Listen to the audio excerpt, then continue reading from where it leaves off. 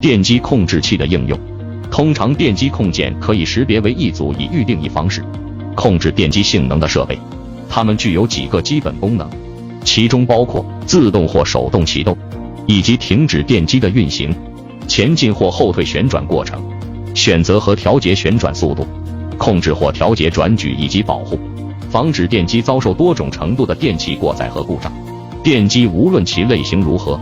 都具有某种类型的控制器。这些电机控制器的功能和复杂性可能有所不同，这主要取决于特定电机的功能。电机控制机制的简单示例是将电机连接到其电源的常规开关，该开关可以是手动控制器，也可以是连接到用于启动和停止电机的自动传感器继电器。根据电机的应用，控制器可能提供不同的功能，它们帮助电机在低压条件下启动，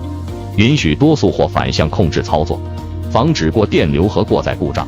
以及执行多种其他功能。我是老张，关注我，带你了解更多机械设计小知识。